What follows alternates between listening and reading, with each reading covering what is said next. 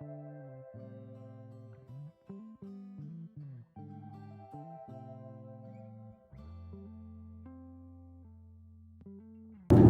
what's going on, everybody? It's Tim Knight back with more of the Uncomfortable Truth, and hopefully your day is going well. So as you can tell from the title of this video, what do you do when your life does not go according to plan, or something to that effect? I'm going to call it. The reality is, like the Bible says, there's a way that seemeth right to a man, but the way thereof leadeth to destruction.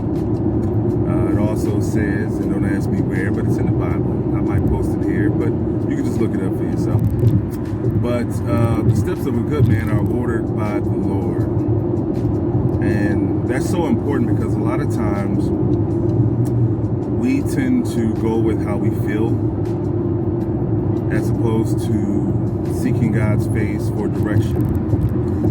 And what I've learned over these years is that when I seek God's face about something, if He's leading me, if He's actually in the driver's seat, then the chances of success being found on that road is highly increased.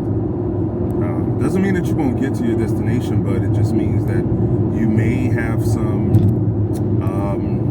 bumps in the road that could have ultimately been avoided. But we also know that all things work together for the good to those who are called, or who love the Lord and are called according to His purpose. So I believe if there is a specific purpose for which you are born, you're going to reach it. And again, it may not come how you want it to come, but ultimately you will get there before your time is up. So that's the encouraging word. Not to say that that's guaranteed, because you still have to be doing whatever God has called you to do. You have to be doing something, because you can literally die with leaving your work undone. That happens all the time. Remember Les Brown said, the most creative place is basically in the graveyard. You have a lot of talented people who were singers, songwriters, authors, actors, playwrights, whatever, who basically did not continue on the path because it was either too hard or they just didn't have what it took to continue. It is not easy. Some people seem to have it easier than others. And then some of us have to grind it out. Some of us have to learn from trial and error. You really don't know what your journey is going to be. But the key is to know that you are on a journey. And there's another quote that we all probably familiar with. Life is 10% what happens to you and 90% how you react to it. Things are going to happen. And if you don't set yourself up to be prepared to deal with the bumps and bruises, then yeah, you might be discouraged and ultimately give up. But it's not a race. It is, again, a journey. And I mentioned before that I used to hate when people say, it's a journey and, enjoy the journey. I'm like, this is not fun. This is not a fun journey. Like, none of the garbage that I have gone through was really fun. In the end, yes, it is benefiting me now. But when you're going through it, this is not fun. So we're not even going to pretend that it's fun. So the only thing you can do is change how you look at it. How do you see it? Because if you just stay in the mindset of, this sucks, this is not fun, I don't deserve this,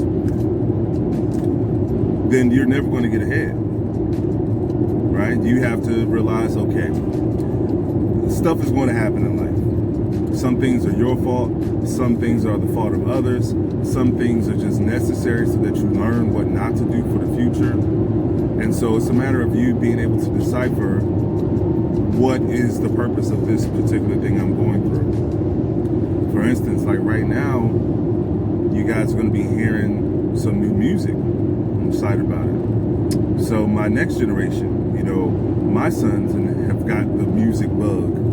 You know, I used to make music all the time. So they grew up listening to music, you know, my music, of course, and then other people's music. So it's just in the genes. My mom used to sing, and then, of course, I eventually started singing, but started as doing, you know, music production, management, things like that. And now we have another generation. So what I didn't accomplish in the music in my time, I can now pass down all those lessons to my son. So I'm shortening the learning curve. So sometimes it's like that. Like, you got to go through the foolishness to create an opportunity for someone under you. So you cannot be jealous, and you can't be a selfish person, you know, because you want your children to succeed. You want people around you to flourish and succeed. And so all you have to do is find a way to be of value and be of assistance, you know, because what is for you is for you. What is for me is for me. So God has something special for all of us. And so you just got to, you know, get in where you fit in and make the best of whatever opportunities come your way. So I just want you guys to just keep those things in mind. You are going to win. You are going to be successful. If you can convince yourself, then eventually you can convince the world. So your goal is to convince yourself that you're worthy and deserving of success. A lot of times our failures put us in a mindset that makes us think that we can't succeed, or that we're not worthy of succeeding. And that couldn't be,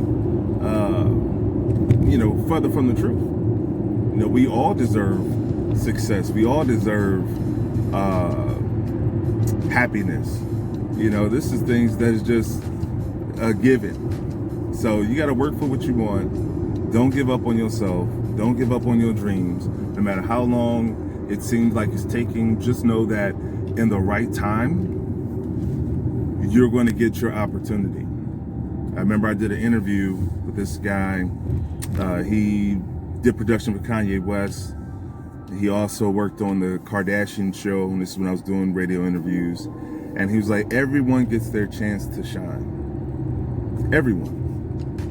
If you don't quit. That's the part I'm adding to it. But that's true. Everybody gets their chance to shine. If you work hard at anything long enough, you're going to get an opportunity. You know, it's just common sense.